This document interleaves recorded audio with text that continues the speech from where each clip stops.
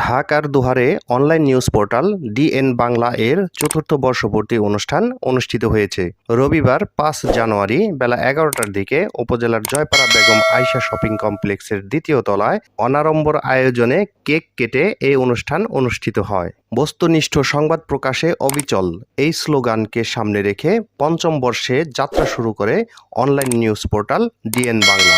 আগামীতে স্বাধীনভাবে দেশ ও মানুষের কথা বলবে অনলাইন এই পোর্টালটি, এমনটাই প্রত্যাশা করেন সংশ্লিষ্ট সকলে। এ সময় উপস্থিত সাংবাদিকরা গণমাধ্যমের কার্যক্রম ও ভবিষ্যৎ সাংবাদিকতার বিভিন্ন দিক নির্দেশনা তুলে ধরেন। সাংবাদিকরা বলেন, বস্তুনিষ্ঠ সংবাদ প্রকাশের মাধ্যমে আগামীতে দেশের সকল অসঙ্গতি প্রকাশিত হবে। দেশ ও জাতির কল্যাণে কাজ করবে সংবাদ মাধ্যম, এমনটাই প্রত্যাশা করেন তারা। আমাদের সাংবাদিকতা করার বিষয়ে আমাদের সবকে মনে রাখতে হবে যে বস্তুনিষ্ঠ সংবাদ, এখানে মানুষের যে বিষয়গুলো আছে কষ্টের, সেগুলি আমরা যদি মানুষ এটা তুলে ধরতে পারি, তো আলটিমেটলিভাবে এই সংবাদটা মানুষ জানলে যিনি অপরাধী তিনি এইখান থেকে সরে দাঁড়াবেন বা কিছুটার জন্য হলেও সে লজ্জিত হয়ে কিছুটা অপরাধ দমনের আমাদের এই সংবাদপত্রের মাধ্যমে তুলে ধরতে হবে। প্রত্যেকটা সংবাদের যে বিষয়টা আপনি বললেন, আসলে সংবাদের বিষয়টা বস্তুনিষ্ঠটাই হচ্ছে প্রধান। আমি একটা নিউজ করব, সেই নিউজটার মধ্যে যদি বস্তুনিষ্ঠ না থাকে তাহলে এটা তো সংবাদ হয় না, এটা ইউলিওজম হয়ে যায়। তো আমি চাইবো যে প্রত্যেকটা সংবাদই অনেক দক্ষভাবে পুঙ্খানুপুঙ্খানুভাবে অবজারভেশন করে একটা নিউজ উপস্থাপন করাটা উচিত। আর ভবিষ্যতে সাংবাদিকতা বলতে আমরা এতদিন যেটা করে আসছি, যে অনেক বাধার সম্মুখীন হয়ে আসছি, যে আমরা চাইলেই যে কোনো নিউজ আমরা করতে পারি নাই। একটা নিউজ করতে গেলে বিভিন্ন দিক থেকে সেটা বাধা আসছে। আসলে মুক্তভাবে আমরা সংবাদ পরিবেশন করতে পারি নাই, যেটা আমাদের একান্ত দরকার। এই জন্যই আমরা চাই যে ভবিষ্যতে যেন এরকম আমরা কোনো বাধার সম্মুখীন না হই, আমরা নিরবিচ্ছিন্নভাবে মুক্তভাবে বস্তুনিষ্ঠ সংবাদ পরিবেশন করতে পারি, এটাই আমি কাম্য করি। আজকে ডিএন বাংলা পত্রিকার নিউজ পোর্টাল এটা চতুর্থ বার্ষিকী।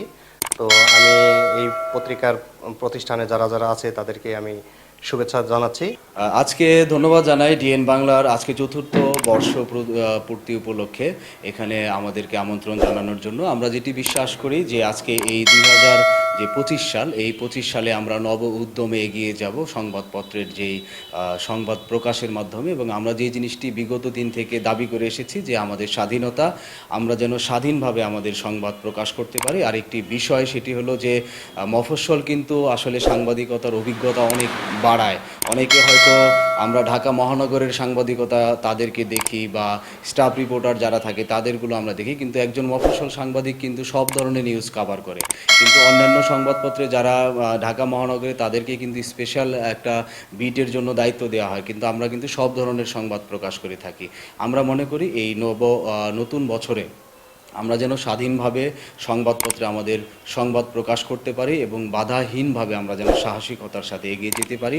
অনুষ্ঠানে ডিএন বাংলার প্রকাশক ও সম্পাদক মোহাম্মদ সুমন এর সভাপতিত্বে উপস্থিত ছিলেন প্রথম আলোর প্রতিনিধি আজাহারুল হক, ঢাকা জেলা প্রেস ক্লাবের সাধারণ সম্পাদক সাংবাদিক ফারুক আহমেদ, দোহার প্রেস ক্লাবের প্রতিষ্ঠাতা কামরুল হাসান, বিশিষ্ট কলামিস্ট বীর মুক্তিযোদ্ধা ইব্রাহিম খলিল সবুজ, দৈনিক সমকালের দোহার প্রতিনিধি মাহবুবুর রহমান টিপু, দৈনিক জনকণ্ঠের প্রতিনিধি ও রূপালী বাংলা নিউজ এর প্রকাশক ও সম্পাদক মোহাম্মদ সুজন খান, চ্যানেল এস এর প্রতিনিধি ও সাপ্তাহিক এশিয়া বার্তার ভারপ্রাপ্ত সম্পাদক কাজী জুবায়ের আহমেদ, সময়ের আলোর প্রতিনিধি বিপ্লব ঘোষ, বাংলা টিভির প্রতিনিধি আব্দুর রফ বাবু, প্রতিদিনের সংবাদের প্রতিনিধি তানজিম ইসলাম, দোহার প্রেস ক্লাবের যুগ্ম আহ্বায়ক সুজন হোসেন, সাইফুল ইসলাম, আজকের দর্পণের প্রতিনিধি নাজনীন শিকদার, এশিয়া বার্তার হেড অফ মার্কেটিং দুলাল মাহমুদ সহ আরও অনেকে।